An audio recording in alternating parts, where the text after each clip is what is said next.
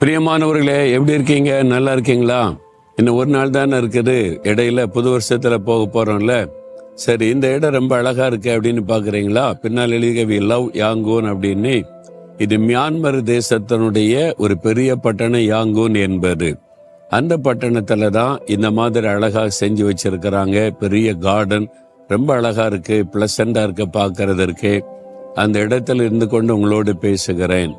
ஆண்டவர் இந்த பட்டணத்தை நேசிக்கிறார். இங்க இருக்கிற மக்களை இயேசு நேசிக்கிறார்.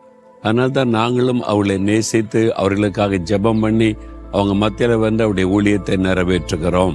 சரி, இந்த நாள்ல ஆண்டவர் எனக்கு என்ன வார்த்தை சொல்லுகிறார் அப்படின்னு பாக்குறீங்களா? ரொம்ப முக்கியமான வார்த்தை கவனிங்க.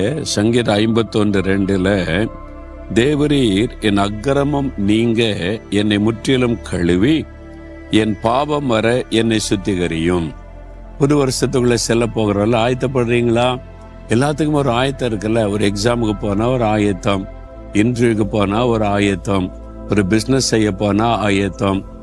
புது வருஷத்துக்குள்ள செல்ல போறோம்னா நிறைய ஆயத்த ஜெபெல்லாம் நடக்கும் சபைகள்ல, ஊழியங்கள்ல. நாங்களும் அப்படி ஜெபிப்போம். 3 நாள் உபவாசம் பண்ணி ஆண்டோடைய பாத்துல உட்கார்ந்து ஆயத்த ஜெபெல்லாம் பண்ணுவோம். அப்ப அந்த ஆயத்தம் அவசியம் தானே. அந்த ஆயத்த ஜெபத்துல ரொம்ப முக்கியமானது, ஆண்டவருக்கு முன்னால நம்முடைய இருதயத்தை திறந்து என் அக்கிரமம் நீங்க என்னை முற்றிலும் கழுவி என் பாவம் வரை என்னை சுத்திகரியும். ஆண்டவரே, என்னை முற்றிலும் கழுவுங்க, சுத்திகரிங்க.